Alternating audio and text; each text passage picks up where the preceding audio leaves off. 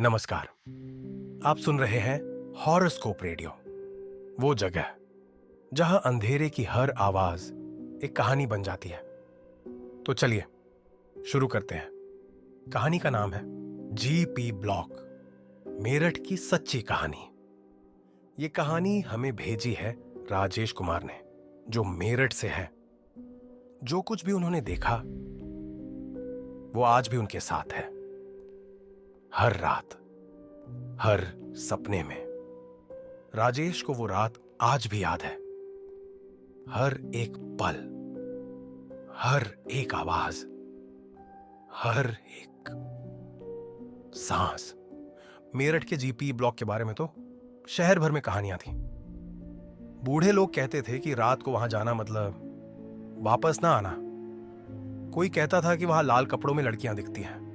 कोई कहता कि एक आदमी शराब पीता हुआ मिलता है, एक ऐसी स्ट्रीट लाइट के नीचे जो असल में है ही नहीं। लेकिन राजेश को इन सब बातों पर कभी यकीन नहीं था। उसके लिए ये सब गप्प थी, अनपढ़ लोगों की बकवास। उसे यकीन था। अक्टूबर की उस रात तक वो रात बड़ी अजीब शुरू हुई थी। राजेश अपने दो दोस्तों के साथ था, अमित और विकास। तीनों ने थोड़ी बहुत पी रखी थी, बस हल्का सा नशा। अमित ने मजाक में कहा, चलो यार जीपी ब्लॉक चलते हैं, देखते हैं कि वहां भूत वूत है भी या नहीं। विकास एकदम से बोला, नहीं भाई, वो जगह ठीक नहीं है। मेरी मौसी कहती थी कि वहां। तेरी मौसी को क्या पता? राजेश ने बीच में काटा। सब मनगढ़ंत बातें हैं। भूत प्रेत कुछ नहीं होता। अमित हंस पड़ा। अरे विकास, तू तो डरपोक निकला। चल ना यार, बोर हो रहे हैं। विकास की कमजोरी यही थी, उसे लोगों के सामने कमजोर नहीं दिखना था। डर को दबाते हुए उसने हां कर दी। बाद में राजेश ने सोचा, काश उसने विकास की सुनी होती। रात के करीब 11:30 बजे थे जब तीनों बाइक पर निकले। जीपी ब्लॉक शहर के एकदम किनारे पर था। वहां पहुंचने के लिए एक सुनसान सड़क से होकर जाना पड़ता था। दोनों तरफ खाली मैदान, कोई घर नहीं, कोई दुकान नहीं, बस अंधेरा। जब वो पहुंचे तो राजेश को अजीब लगा। हवा, हाँ, बिल्कुल रुकी हुई थी। न एक पत्ता हिल रहा था, लेकिन ठंड थी और साथ में पसीना भी आ रहा था। एक अजीब सी घुटन। सामने टूटा हुआ गेट था, उसके पीछे काली इमारत का ढांचा, अधूरा कंस्ट्रक्शन। कई साल पहले किसी बिल्डर ने शुरू किया था, फिर पता नहीं क्यों एकदम से सब बंद हो गया। मजदूर भाग गए, काम रुक गया और तब से वो जगह वैसे ही पड़ी थी। चलो अंदर चलते हैं, अमित ने कहा। लेकिन उसकी आवाज में पहले जैसा कॉन्फिडेंस नहीं था। विकास ने फोन की टॉर्च जलाई। रोशनी में टूटी सीढ़ियां दिखी, दीवारों पर काई जमी थी, सीमेंट के ढेर पड़े थे और बिल्कुल सन्नाटा। वैसा सन्नाटा जो कानों में दर्द करता है। वो अंदर घुसे। पहली मंजिल तक सब ठीक ठाक था। राजेश को लगा कि शायद सच में यह कुछ नहीं है, बस एक पुरानी खाली इमारत। देखा, मैंने कहा था ना, उसने कहा। कुछ नहीं है यहां। अमित ने इधर उधर देखा। हाँ यार, बस एक बेकार सी जगह है। चलो थोड़ा ऊपर देख लेते हैं, फिर निकलते हैं। वो दूसरी मंजिल की तरफ बढ़े। सीढ़ियां चढ़ते हुए विकास ने कहा, यार मुझे अजीब लग रहा है। जैसे जैसे क्या? राजेश ने पूछा। जैसे हाइक कोई देख रहा है। राजेश हंसा। देख रहा है? यहां कौन देखेगा भाई? लेकिन सच कहे तो राजेश को भी महसूस हो रहा था। एक नजर पीठ पर, गर्दन पर। दूसरी मंजिल पर पहुंचते ही अमित रुक गया। क्या हुआ? राजेश ने पूछा। स्मेल, कुछ स्मेल आ रही है। राजेश ने सूंघा। हाँ, एक बदबू थी, सड़न जैसी, लेकिन उसमें कुछ और था, कुछ मीठा, जैसे फूल सड़ रहे हो या जैसे अगरबत्ती जल रही हो किसी जली हुई जगह पर। विकास का चेहरा एकदम सफेद हो गया। चलो यार, प्लीज, अब बहुत हो गया। अरे बस 5 मिनट, अमित ने कहा। लेकिन राजेश ने देखा, अमित के हाथ कांप रहे थे। दूसरी मंजिल पर एक लंबा कॉरिडोर था, दोनों तरफ कमरे, कुछ के दरवाजे खुले थे, कुछ बंद। टॉर्च की रोशनी में सब कुछ अजीब लग रहा था। छायाएं ऐसे हिल रही थीं जैसे जिंदा हों। राजेश ने एक कमरे में झांका, अंदर बिल्कुल खाली था, लेकिन उसे लगा जैसे कोई सांस ले रहा है, धीमी सी, गहरी सी। तुमने सुना? उसने धीरे से कहा। क्या? अमित ने पूछा। राजेश चुप रहा, शायद उसे गलत सुनाई दिया। वो आगे बढ़े। कॉरिडोर बहुत लंबा था, बहुत ज्यादा लंबा। राजेश को लगा इतनी बड़ी तो ये इमारत बाहर से नहीं दिखी थी। तभी विकास एकदम रुक गया। उसने सामने की तरफ इशारा किया। वो क्या है? कॉरिडोर के आखिर में, अंधेरे में कुछ खड़ा था, कोई खड़ा था। राजेश का दिल धड़कने लगा। टॉर्च उधर कर! विकास ने कांपते हाथों से टॉर्च की। रोशनी में कुछ नहीं था, बस एक खाली दीवार। तुमने गलत देखा, अमित ने कहा, लेकिन उसकी आवाज में यकीन नहीं था। राजेश ने घड़ी देखी, रात के 12 बज गए थे। चलो अब चलते हैं।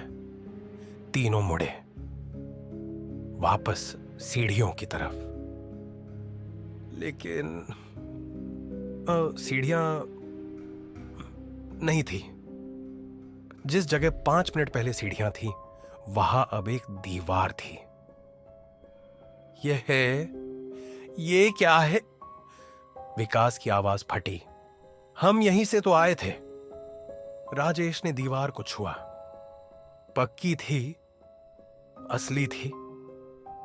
ये कैसे हो सकता है? शायद हम गलत जगह हैं, अमित ने कहा। दूसरी तरफ से देखते हैं। वो दूसरी तरफ गए। वहां भी सीढ़ियां नहीं थी, बस कॉरिडोर और कॉरिडोर और कमरे। ये बिल्डिंग इतनी बड़ी थी क्या? विकास ने कहा। उसकी आवाज अब रो रही थी। बाहर से तो बस 2 मंजिल दिखी थी। राजेश ने गहरी सांस ली। घबराना नहीं है, बस शांति से सोचना है। ठीक है, चलो उस तरफ से निकलते ही हैं। कोई ना कोई रास्ता तो होगा ही। वो चलने लगे, लेकिन जितना चले उतना ही कुछ गलत लगने लगा। कॉरिडोर खत्म ही नहीं हो रहा था। कितनी देर से चल रहे हैं हम? अमित ने पूछा। राजेश ने घड़ी देखी। 10 मिनट। 10 मिनट में तो हम पूरी बिल्डिंग घूम जाते, विकास ने कहा। फिर तभी आवाज आई, पायल की आवाज। छन छन। तीनों रुक गए। कोई बोला नहीं, सांस रोककर खड़े थे। आवाज फिर आई, पास से किसी कमरे से। छन छन छन छन। चलो, राजेश ने कहा। बस चुपचाप चलते रहते हैं। लेकिन अब और आवाजें आने लगी, खुसर फुसर, जैसे कोई फुसफुसा रहा हो। कई लोग, कई आवाजें, लेकिन शब्द समझ नहीं आ रहे थे। विकास की टॉर्च टिमटिमाने लगी। नहीं नहीं, प्लीज बैटरी मत खत्म हो, विकास बड़बड़ाया। राजेश ने अपना फोन निकाला, लेकिन उसमें नेटवर्क नहीं था, ना सिग्नल, ना बैटरी शो हो रही थी। स्क्रीन पर बस काली लाइनें थीं। मेरा फोन खराब हो गया, अमित ने कहा। घबराहट में उसने फोन गिरा दिया। फोन फर्श पर गिरा और टूट गया। स्क्रीन चकनाचूर। अब बस विकास की टॉर्च थी और वो फुफ्जम बुझने वाली थी। जल्दी चलो, राजेश ने कहा, कोई तो एग्जिट होगा। वो भागने लगे, वहां तेज, बस भागते रहे। Corridor corridor corridor. तभी सामने कुछ दिखा। रोशनी, बाहर की रोशनी, स्ट्रीट लाइट जैसी। वहां एग्जिट है, अमित चीखा। तीनों उस तरफ भागे। दिल में उम्मीद जगी, बस बाहर निकल जाए। बस पास पहुंचे तो राजेश रुक गया। वो एग्जिट नहीं था, वो एक पेंटिंग थी दीवार पर, इतनी साफ, इतनी असली लगती है कि लगा जैसे सच में खिड़की हो, लेकिन वो बस एक दीवार थी। विकास दीवार के पास गया। उसने हाथ लगाया, ठोस, पक्का। नहीं, ये नहीं हो सकता। राजेश के कानों में अजीब सी आवाज आने लगी, जैसे घंटी बज रही हो, दूर से, बहुत दूर से। सुनो, अमित ने कहा। वो आवाज अब गाने की आवाज आ रही थी, पुराना गाना, किसी लड़की की आवाज में, लेकिन टूटी हुई आवाज, जैसे पुराना रिकॉर्ड बज रहा हो। और फिर हंसी की आवाज, ठंडी, खोखली, कई लड़कियों की हंसी एक साथ। भागो, अभी भागो, राजेश चीखा। वो फिर भागे, इस बार बिना सोचे, बस भागते रहे। कॉरिडोर, सीढ़ियां, नीचे, ऊपर, पता नहीं कहां। तभी विकास रुक गया। क्या हुआ? चल, राजेश ने कहा। विकास ने एक कमरे की तरफ देखा। उसका दरवाजा थोड़ा खुला था। अंदर से लाल रोशनी आ रही थी और आवाज, किसी की आवाज। विकास विकास विकास की आंखें फैल गईं। वो मेरा नाम ले रही है। कौन? राजेश ने पूछा। मुझे नहीं पता, लेकिन वो मुझे जानती है। वो बुला रही है।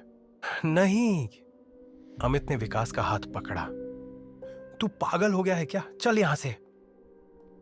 लेकिन विकास जैसे सुन ही नहीं रहा था। वो कमरे की तरफ बढ़ने लगा। राजेश ने भी उसे पकड़ा। विकास से, रुक, छोड़ो मुझे, विकास ने कहा। उसकी आवाज अलग थी, गहरी, जैसे उसकी ना हो। वो बुला रही है। उसने मेरी मौसी को भी बुलाया था। अब मेरी बारी है। तेरी मौसी? राजेश ने कहा। तेरी मौसी तो मर गई थी 15 साल पहले, यहीं, इसी जगह पर। राजेश की रीढ़ में बर्फ उतर गई। तूने ये पहले क्यों नहीं बताया? क्योंकि मुझे लगा शायद बस कहानी है, लेकिन अब मुझे पता चल गया। वो सच था, सब सच था। विकास ने झटके से अपना हाथ छुड़ाया और उस कमरे की तरफ चल पड़ा। विकास! अमित चीखा, लेकिन राजेश ना जाने क्यों वो भी उसके पीछे चल पड़ा, जैसे कोई खींच रहा हो। कमरे के दरवाजे पर पहुंचे तो विकास ने दरवाजा खोला। अंदर एक लड़की खड़ी थी, पीठ की तरफ मुंह करके, लाल लहंगा पहने हुए, लंबे काले बाल, पायल पैरों में। वो बिल्कुल हिल नहीं रही थी। कौन हो तुम? विकास ने पूछा। उसकी आवाज कांप रही थी, लेकिन वो अंदर गया। लड़की ने कुछ नहीं कहा। मैंने पूछा, कौन हो तुम? विकास फिर बोला। तब लड़की ने बात की, लेकिन मुंह नहीं खोला। आवाज हवा में तैर रही थी। तुम जानते हो मैं कौन हूं, विकास? विकास रुक गया।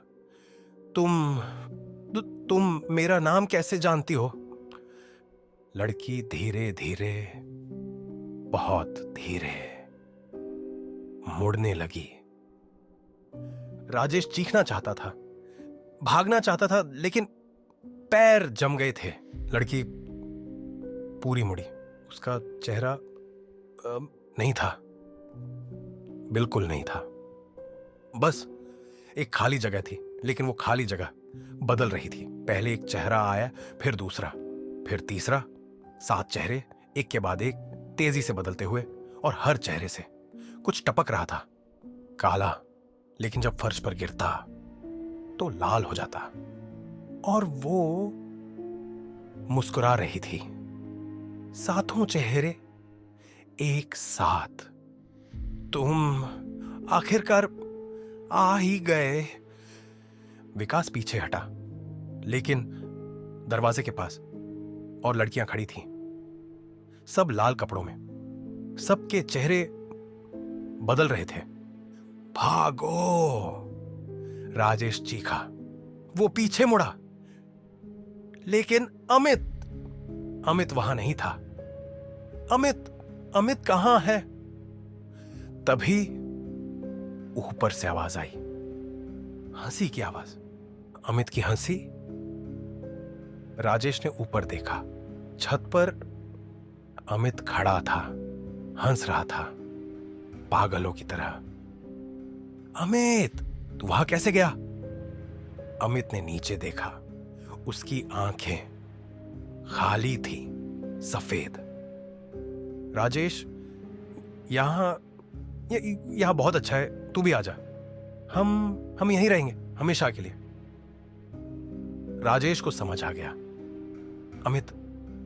अमित अब उनके साथ था, उन लड़कियों के साथ, इस जगह के साथ। उसने विकास की तरफ देखा। विकास, हाँ, वो लड़की के पास जा रहा था, धीरे धीरे, जैसे सम्मोहित हो। विकास नहीं, लेकिन विकास ने सुना नहीं। वो लड़की के सामने खड़ा हो गया। लड़की ने अपना हाथ बढ़ाया। विकास ने हाथ पकड़ लिया और चीखा, भयानक चीख, जो इंसान की नहीं लग रही थी। राजेश भागा, बस भागता रहा। उसे पता नहीं कैसे, लेकिन वो सीढ़ियां मिल गई।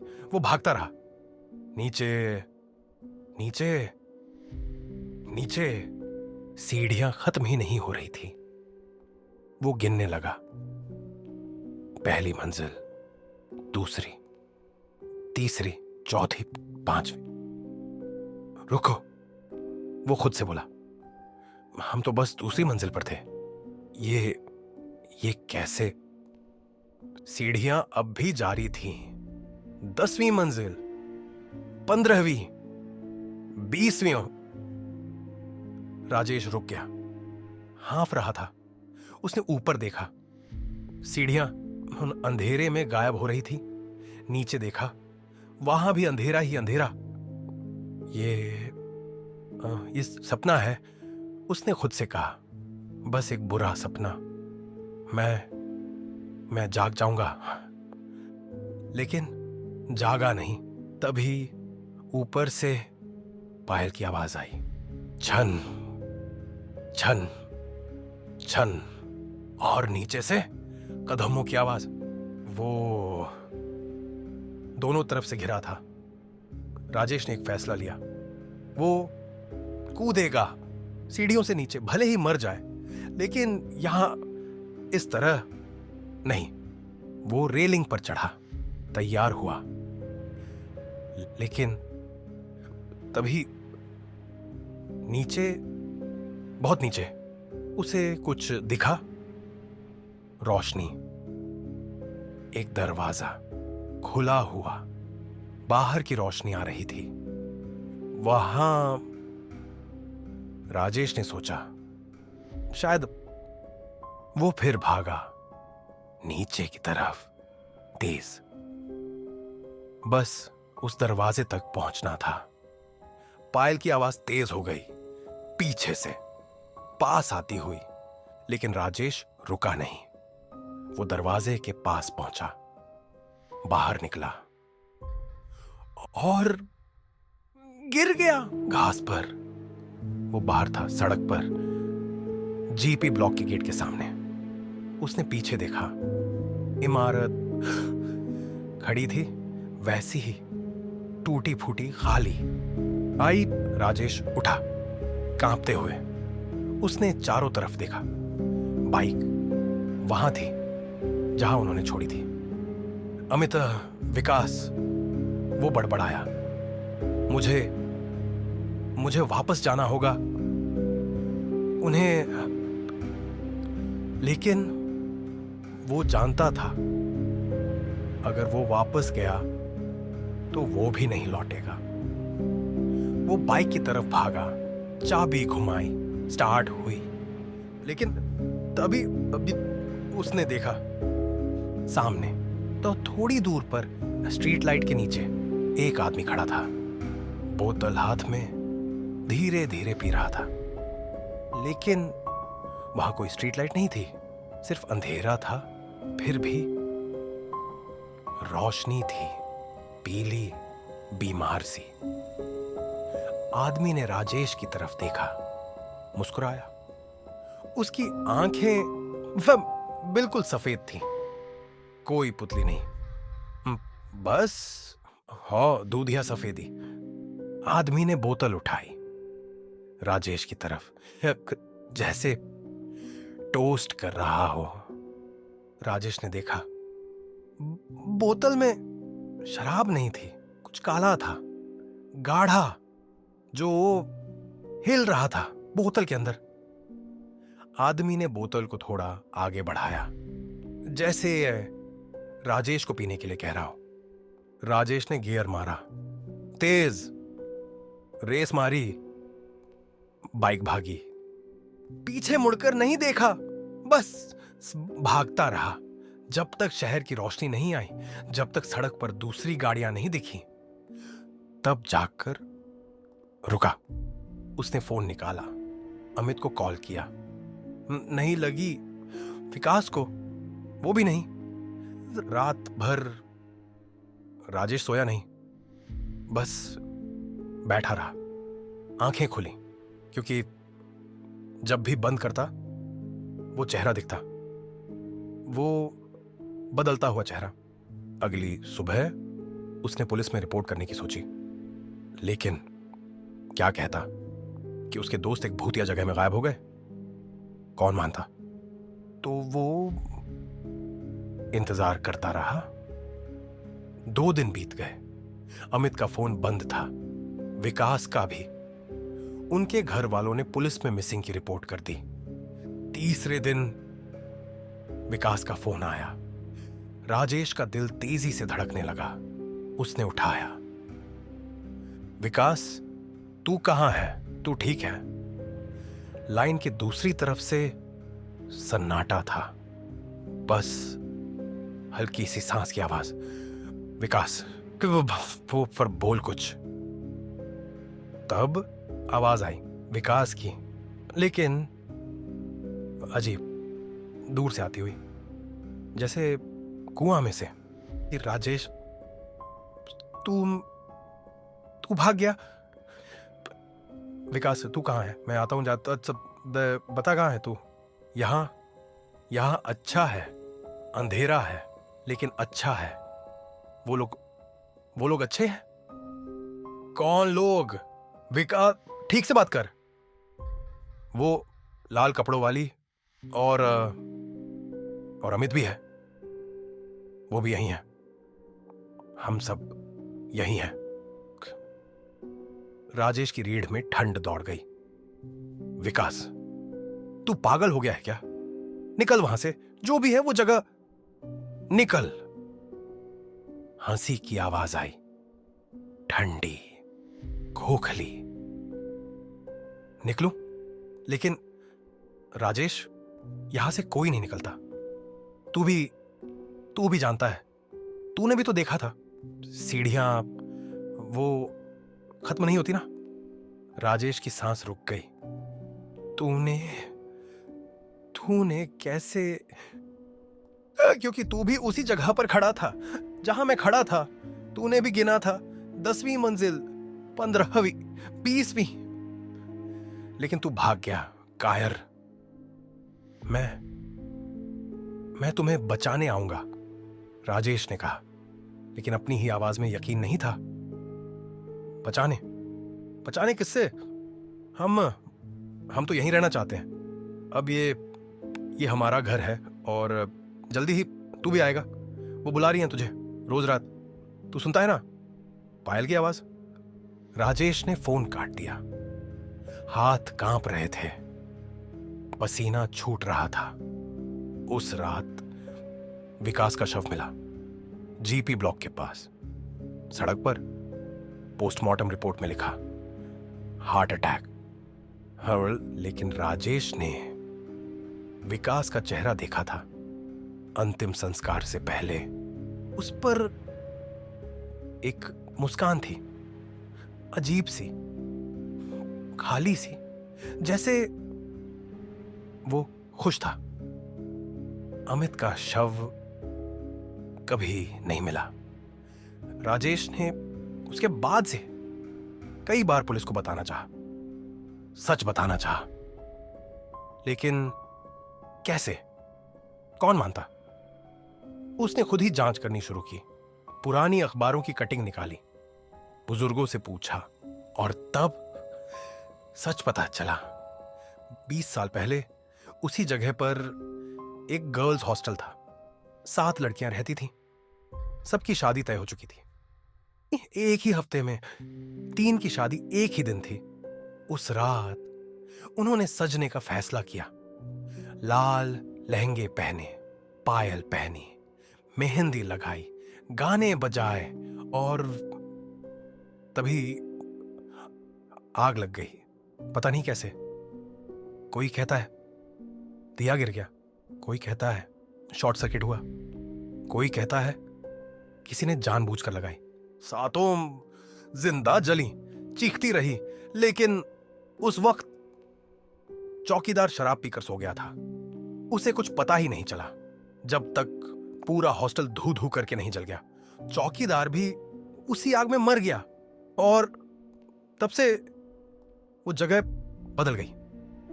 बिल्डर ने नया कंस्ट्रक्शन शुरू किया, लेकिन मजदूर काम नहीं करते थे। रात को आवाजें आती थीं, पायल की, गाने की, चीख की। एक मजदूर पागल हो गया, बोलता रहता था, वो बुला रही है, लाल कपड़ों में, साथ बुला रही है। उसके बाद काम बंद हो गया और वो जगह वैसे ही छोड़ दी गई। राजेश को समझ आ गया, वो लड़कियां अधूरी रह गई थी। उनकी शादी नहीं हुई, उनकी जिंदगी नहीं हुई। बस वो रात, वो आग और मौत। और अब वो किसी को जाने नहीं देती। जो उनकी जगह में आता है वो उनका हो जाता है हमेशा के लिए। दिन बीतते गए। राजेश ने शहर छोड़ने के बारे में सोचा, लेकिन वो जा नहीं पाया। जैसे कुछ रोक रहा था। और फिर शुरू हुआ। रात को जब अकेला होता, पायल की आवाज, छन छन छन, पहले बहुत दूर से, फिर थोड़ा पास से, फिर एर पास। राजेश ने डॉक्टर को दिखाया।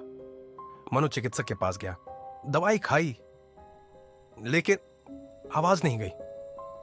अब हर रात सुनाई देती है, और कभी कभी हंसी भी, लड़कियों की और एक आदमी की भी। राजेश जानता है वो क्या चाहते हैं। वो उसे वापस बुला रहे हैं जीपी ब्लॉक। कभी कभी सुबह उठता है तो अजीब चीजें मिलती हैं। एक दिन उसकी जैकेट की जेब में एक पायल मिली, छोटी सी, चांदी की, लेकिन काली पड़ी हुई, जैसे जली हो। उसने फेंकने की कोशिश की, लेकिन अगले दिन फिर जेब में थी। एक दिन एक फोटो मिली, पुरानी, जली हुई। उसमें 7 लड़कियां थीं, लाल कपड़ों में, मुस्कुरा रही थीं। राजेश ने गौर से देखा, उनके पीछे धुंधला सा एक शख्स खड़ा था। जब उसने फोटो को रोशनी में देखा, दिल धड़कना बंद हो गया। वो शख्स राजेश था।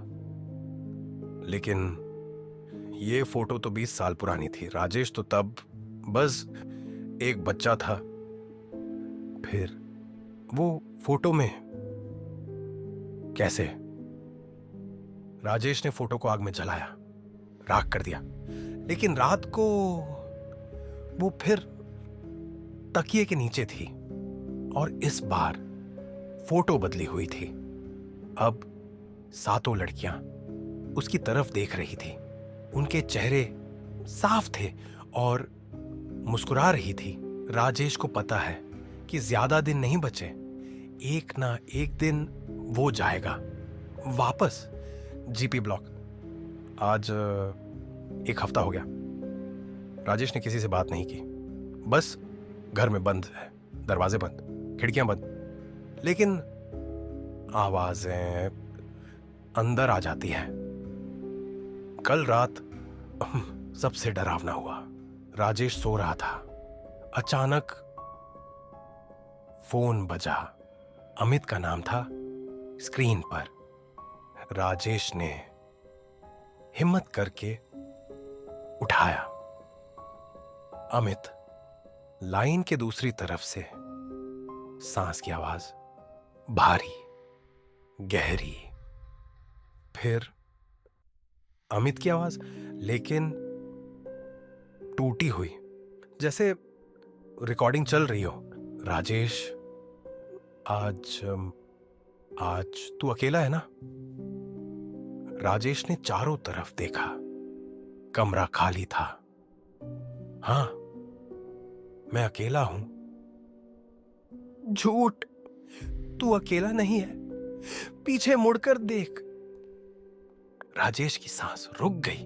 उसने धीरे से पीछे देखा।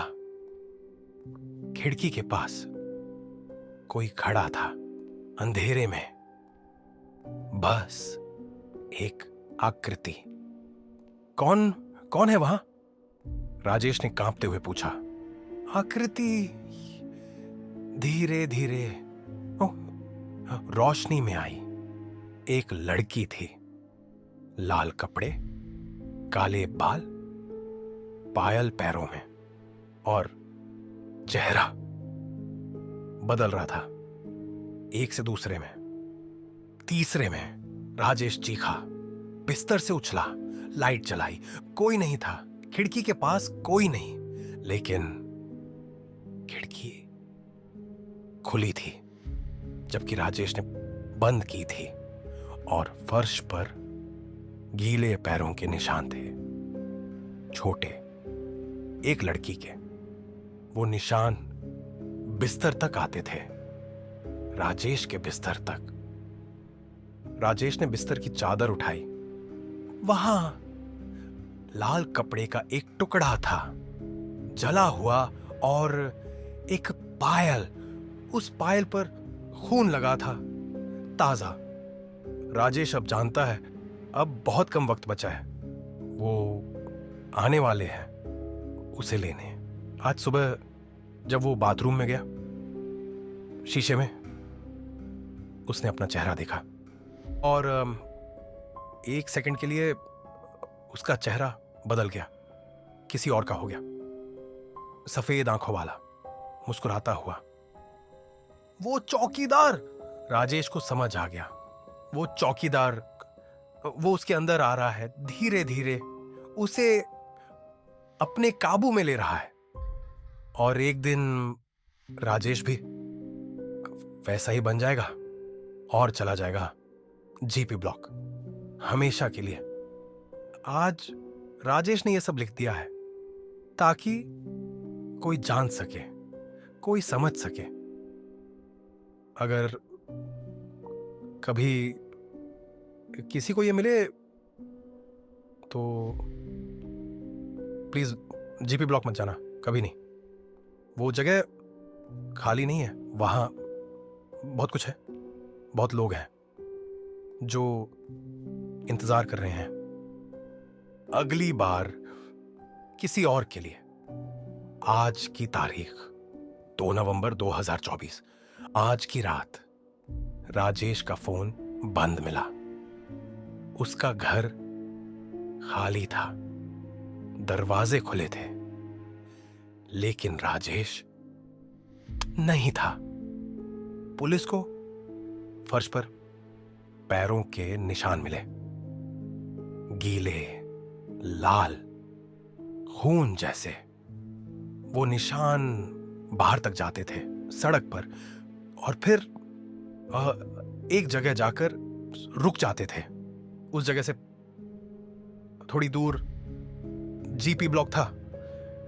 कुछ लोगों ने कहा उस रात जीपी ब्लॉक में एक नई आवाज सुनाई दी, एक आदमी की, राजेश की।